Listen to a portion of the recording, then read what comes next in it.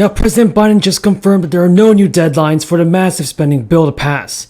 And this means that Congress will likely pass the bill before October 31st. Folks, here's the latest news about the fourth stimulus check that I want you to know. Now, Madam President, on Build Back Better. We had a productive weekend as we continue to close in on a final agreement for President Biden's Build Back Better plan. Yesterday morning, I traveled to Delaware to meet with the President and Senator Manchin about our agenda. It was a very good meeting, and I thank the President for his leadership. And I also thank my colleagues in both chambers for their shared commitment to getting this consequential and desperately needed legislation across the finish line. No one ever said passing transformational legislation like this would be easy, but we are on track to get this done because it's so important, and it is what the American people need and what they want.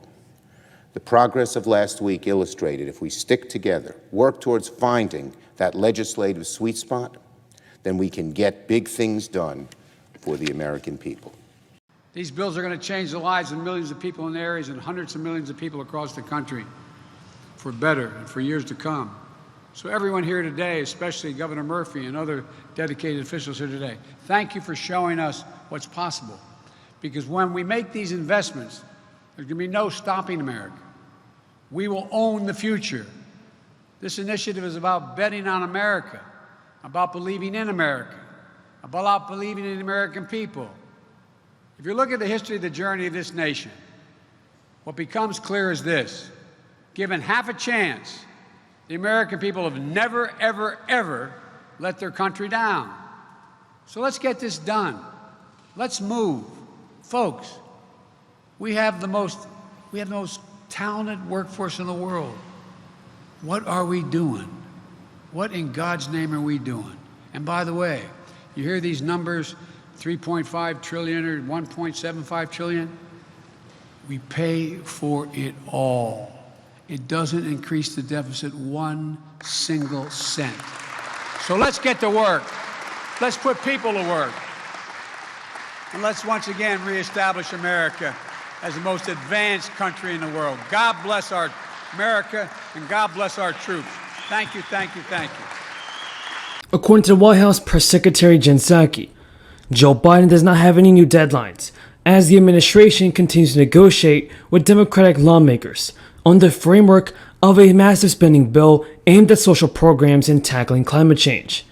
There is now a new bill proposed by Democratic Representative John Larson that would bring sweeping changes to Social Security benefits. So if you folks want to know the latest news about Social Security benefits, then be sure to stay until the end of this video. Now, the bill called the Social Security 2100 is slated to be introduced this week. If it passes, it will provide an increase for all beneficiaries that is equivalent to about 2% of the average benefit. It would also tweak the annual COLA by adopting a Consumer Price Index elderly formula, which is designed to take into account healthcare expenses, which seniors spend a greater portion of their income on than other age groups. Representative Larson wrote in a statement, the representative of the Social Security Department said that improved inflation and protection will especially help older retirees and widows who are more likely to rely on Social Security benefits as they age.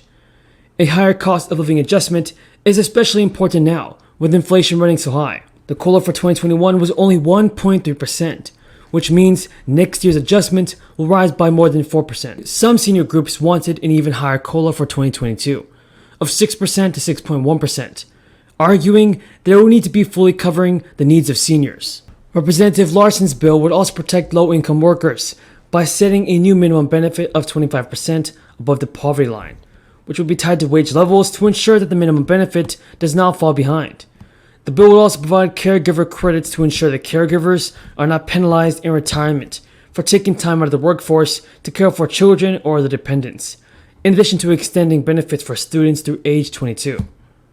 So, after another failed vote to advance the voting rights legislation, Democratic lawmakers are debating the merits and the changes in the filibuster rule that many in the party see as essential.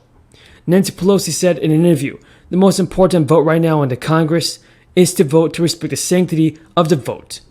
In a CNN town hall, Joe Biden said, I also think we're going to have to move to the point where we fundamentally alter the filibuster. My Republican friends say they were going to default on the national debt because they're going to filibuster that. And we need 10 Republicans to support us. It's the most bizarre thing I've ever heard. So the shift in attitude toward the rule came after Senate Republicans filibustered the Freedom to Vote Act, a pared-back voting rights package pushed by Joe Manchin, who aggressively courted Republican votes for the bill. The failed vote was the third voting rights package filibustered by Republicans this year. Republicans have criticized the package for many reasons. The filibuster is a procedural rule in the Senate that requires 60 votes to bring a bill to a vote.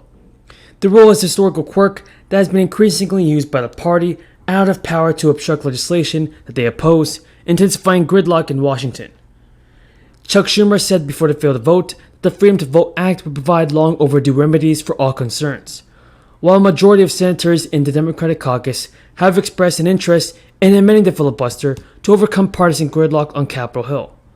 Lawmakers differ in what changes they'd like to see for the rule, and changing the filibuster will require all 50 Senate Democrats agreeing to amend the rule, though nearly the entire caucus has expressed openness to changing, if not abolishing the rule outright. You know, just this year, global warming has caused over $1 trillion, $100 billion, $100 billion in damage. I visited New Jersey, as the governor mentioned, after the Hurricane Ida came through. The governor and several of you were with me. In Manville, we met people who had been put out of their homes by flooding. It was devastating. Water marks over people's heads. They'd show me where the water had gotten to. I told them that help was on the way.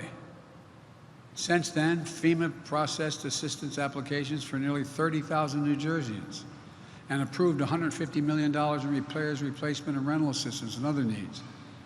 Between 2010 and 2020, this state has had 24 extreme weather events, 24.